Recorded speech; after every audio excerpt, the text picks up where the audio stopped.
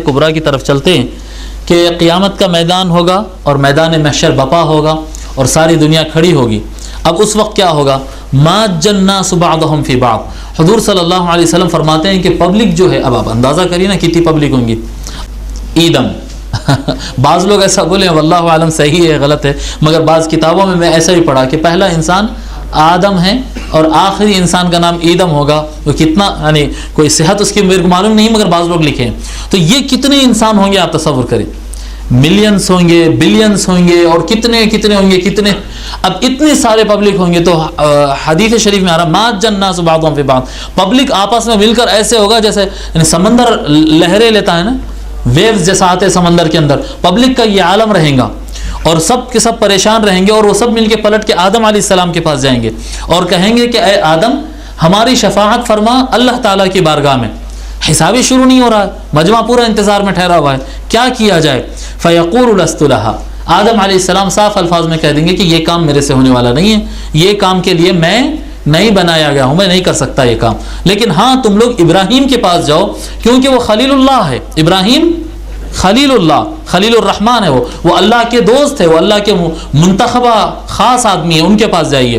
تو سب مل کر پھر ابراہیم علیہ السلام کے پاس جاتے. ابراہیم علیہ السلام یہی کہتے کہ بھائی میں یہ کام کے لیے نہیں ہوں، میں خلیل اللہ تو ہوں پر یہ کام کے لیے میں نہیں ہوں. ولیکن علیکم بموسیٰ، ایک کام کرو موسیٰ کے پاس جاؤ. فإنہ کلیم اللہ. موسیٰ علیہ السلام کی تو خصوصیت یہ ہے کہ وہ کرتے ہی اللہ سے بات. موسیٰ کیا ہے؟ کلیم اللہ، اللہ سے بات کرنے والے. تو اللہ سے اگر بات کرنا ہے تو موسیٰ کو لے جاؤ نا آپ لوگ. تو پھر وہ موسیٰ کے پاس جاتے ہیں. موسیٰ علیہ السلام کہتے ہیں کہ نہیں، میں یہ کام میرے سے نہیں ہو سکتا، ایک کام کرو تم عیسیٰ کے پاس جاؤ. عیسیٰ روح اللہ ہے اور اللہ کا کلمہ ہے، کلمت اللہ ان کا لقب ہے قرآن کریم. تو عیسیٰ تو اللہ کے روح اللہ ہے، ان سے آپ یہ ریکمینڈ کی بات کرو ان سے آپ.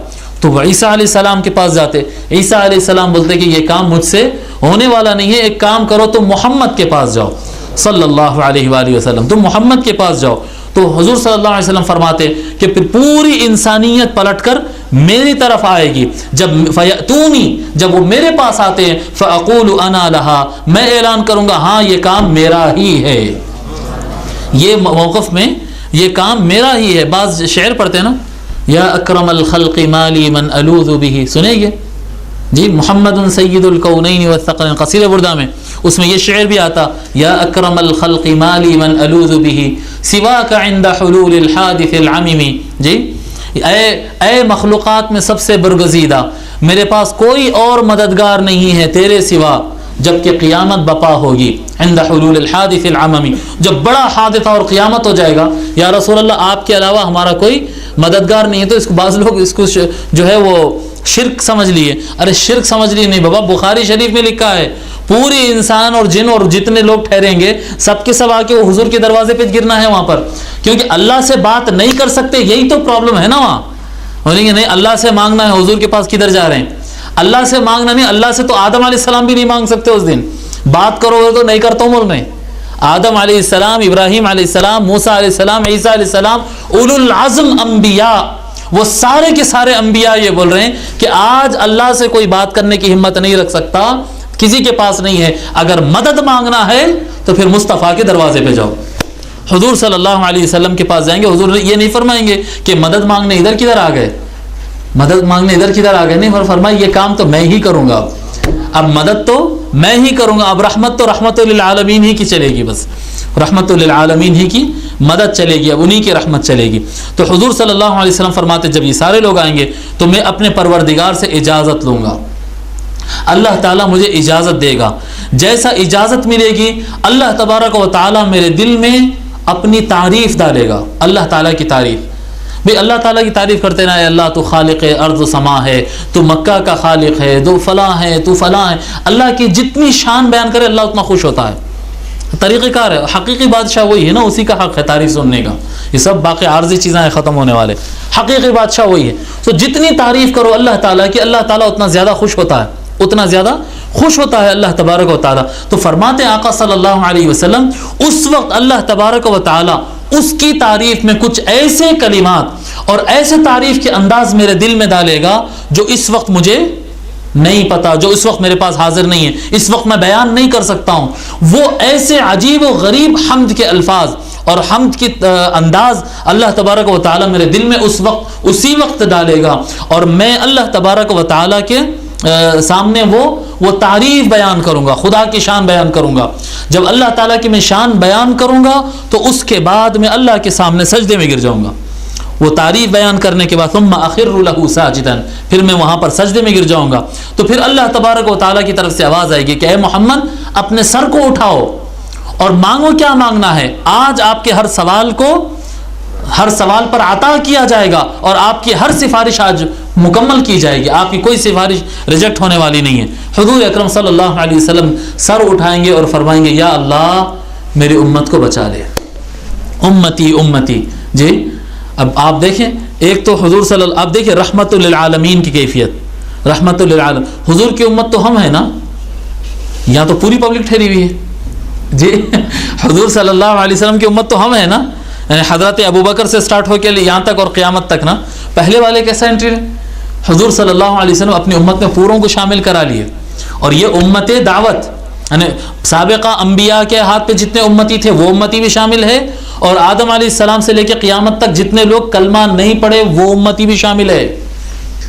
اب دیکھیے، آپ حضور کی رحمت کا آپ سرکل کھینچ کے دیکھیے نا، یہ امت نہیں، یہ امت میں مسلمان نہیں، حضور کی رحمت یہ امت کے مسلمان غیر مسلمان، پچھلے امت کی بھی مسلمان، پچھلے امت کی بھی غیر مسلمان، پچھلے امت اگلے امت، انسان جنات، مسلم کافر، جو کوئی اللہ کے سامنے ٹھہرنے والا ہے ان تمام کے لیے حضور اپنا رحمت کا سرکل کھینچ کر اللہ تعالیٰ کے سامنے کہہ رہے ہیں کہ اے اللہ میری امت، جی اے اللہ میری امت۔ تو اللہ حضور صلی اللہ علیہ وسلم حساب اس طرح سے شروع کروائیں گے، اور حساب شروع کرانے کے بعد جب جنتی جنت میں اور دوزخی دوزخ میں جائیں گے، جب فیصلے ہو جائیں گے، تب آقا صلی اللہ علیہ وسلم پھر سجدے میں گریں گے اللہ کے سامنے، اللہ کی شان بیان کر کر سجدہ کریں گے، اور سجدے سے سر اٹھانے کے بعد جب اللہ کہے گا کہ محمد کہو کیا کہنا ہے، حضور صلی اللہ علیہ وسلم کہتے ہیں یا اللہ میری امت میری امت۔ اب یہ حضور صلی اللہ علیہ وسلم کی امت سے متعلق بات ہو رہی، یہ جو امت اجابت، یہ امت سے متعلق، تب آقا صلی اللہ علیہ وسلم میری امت فرمائیں گے۔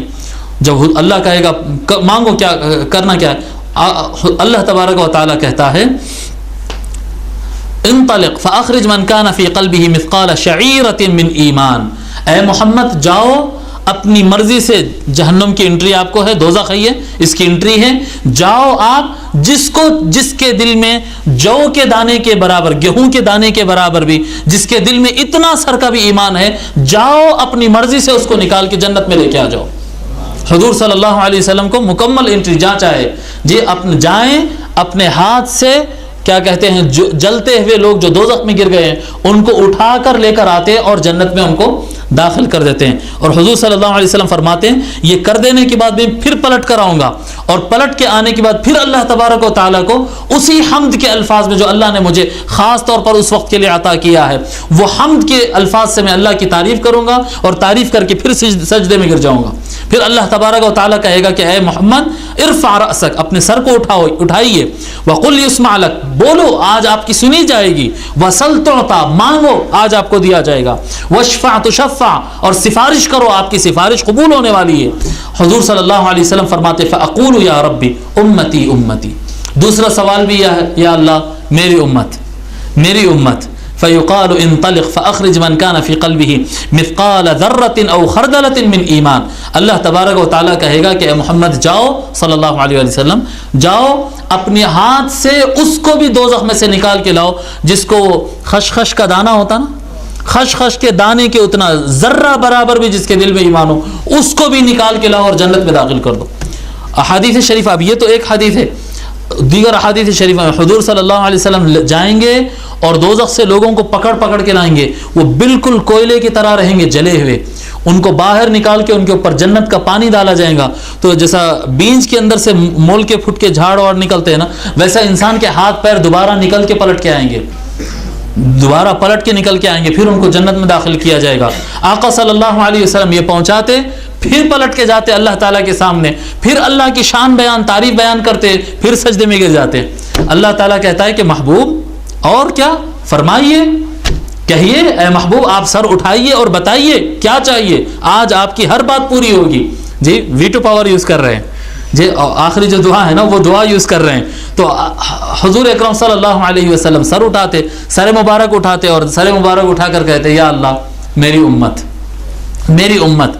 تو اللہ تعالیٰ کہتا ہے کہ اے محمد جاؤ اور اپنے ہاتھ سے ادنا مثقال ذرۃ, چھوٹا باریک سے باریک ذرہ, ایک تن کا برابر بھی کسی کے دل میں اگر ایمان کی کوئی ایک چنگاری اور چھوٹا سا ایمان بھی کسی کے دل میں تھا تو اس کو بھی اپنے ہاتھ سے نکالو اور لا کر جنت میں اس کو داخل کر دو, اس کو لا کر جنت میں. شیخ الاسلام بڑی اچھی بات بتاتے ہیں اس کے اندر کہ اللہ تبارک و تعالیٰ ہر مرتبہ یہ نہیں کہہ رہا ہے کہ اے فرشتوں ہم اپنے محبوب کی سفارش پوری کرتے ہیں, جاؤ تم نکالو اور لا کے جنت میں داخل کر دو ان کو. حضور نہیں فرما رہا, اللہ تعالیٰ ایسا نہیں فرمایا. اللہ تعالیٰ خود حضور سے کہہ رہا ہے کہ جاؤ خود نکالو. اس کی وجہ کیا ہے؟ اس کی وجہ شیخ الاسلام فرماتے سب سے پہلی بات یہ کہ حضور کا دل بھی تو ٹھنڈا ہو نا, اپنے لوگوں کو نکال کے نہیں گئے سے تو دیکھے نا, گئے سے تو دیکھے. تو حضور کا دل ٹھنڈا ہو ان کو نکال کر, اللہ ان کی محبت چاہتا. اور دوسرا قیامت کے دن آج لوگ بیٹھ کے باتیں کرتے ہیں نا, حضور یہ کر سکتے, حضور یہ نہیں کر سکتے. تو شیخ الاسلام فرماتے ہیں بڑی اچھی بات فرماتے ہیں کہ جنت میں جانے کے بعد پھر لوگوں کو غلط فہمی نہیں ہوگی کہ ہاں بھائی ہم دوزخ میں تو چلے گئے تھے, عذاب ہمارا مکمل ہو گیا, سزا ہماری کمپلیٹ ہو گئی اور سزا کمپلیٹ ہونے کی وجہ سے ہم نکل گئے. جی ہم اتنے گناہ کرے تھے, بھائی گناہ جتنا تھا اتنا پوری پٹوائی ہو گئی, اب اس کے بعد نکل کے آگے ہم جنت میں. تو ہم اپنے اعمال کے بل پہ یہ خیال نہ آئے, ہر کوئی اپنی آنکھ سے دیکھ لے کہ نکال کون رہا ہے, مصطفیٰ اپنے ہاتھ سے نکال رہے ہیں, کسی کا کوئی عمل نہیں نکالا ہے, نکال رہے ہیں رحمت للعالمین خود آ کر نکال رہے ہیں. تو دنیا کے جنت کے اندر بیٹھ کر جب تبصرے ہو نا تو ہر آدمی کی زبان پہ یہ ہے, ہر آدمی کی زبان پہ یہ ہو کہ رحمت للعالمین نے ہم کو بچایا ہے. جی اللہ تبارک و تعالیٰ بھی یہ چاہتا تھا. تو تیسری مرتبہ جتنا باریک سے باریک اور ذرہ برابر بھی ایمان ہو سکتا تھا سب کو حضور صلی اللہ علیہ وسلم نکالیں گے اور لا کر ان کو جنت میں داخل کریں گے, اور جنت میں داخل کرنے کے بعد پلٹ کر آئیں گے, پھر اللہ کی شان بیان کر کے پھر سجدے میں گر جائیں گے. الرابعہ, حضور صلی اللہ علیہ وسلم خود فرما رہے فانطلق فافعل ثم اعود الرابعہ, چوتھی مرتبہ پھر میں ویسے ہی کرنے والا ہوں. تب اللہ تعالیٰ پوچھے گا کہ محبوب کیا کہتا ہے, ویٹو پاور ہے, جو چاہے ہونے والا ہے. آج اٹھا کے جو رکھے ہیں آقا صلی اللہ علیہ وسلم اس امت پہ رحم کھا کر. جی فرمائیے محبوب کیا کہنا ہے. تو حضور اکرم صلی اللہ علیہ وسلم ارشاد فرماتے ہیں, اللہ تعالیٰ کہتا ہے کہ محبوب بس سر اٹھائیے اور بولیے, جو آپ کہتے ہیں وہ پورا کیا جائے گا. تو حضور صلی اللہ علیہ وسلم کہتے ہیں کہ میرے پروردگار, جس کے دل میں ایمان رہا نہیں رہا جیسا بھی تھا, ایک مرتبہ بھی اگر اس کے اوپر زبان پہ لا الہ الا اللہ آ گیا تو میں اس کو بھی چھڑا دینا چاہ رہا ہوں. من قال لا الہ الا اللہ. اب دیکھو آپ ایمان کا پورا ادنا ہو گیا, پورا کمپلیٹ. اب دل میں کوئی ایمان نہیں, مگر زبان سے ایک مرتبہ لا الہ الا اللہ نکل گیا تھا اس کے. کیا اذن لی فی من قال لا الہ الا اللہ, اے اللہ مجھے اجازت دے دے جس نے لا الہ الا اللہ زبان سے کہا ہو, دل میں ایمان نہ بھی ہو, اس کے لیے بھی آپ مجھے اجازت دے دی. اللہ تبارک و تعالی وہاں پر پھر اللہ تعالیٰ تو ارحم الراحمین ہے نا, وہ رحمت للعالمین کا خالق ہے.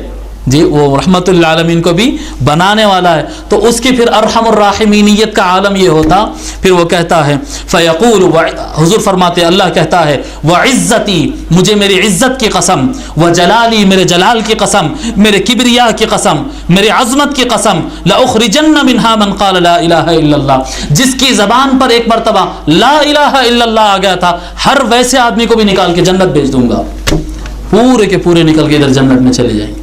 اب اس کے بعد بھی لوگ کچھ رہ جاتے ہیں, اس کے بعد بھی کچھ لوگ دوزخ میں رہ جاتے ہیں. آگے کی ہم حدیث پڑھتے ہیں.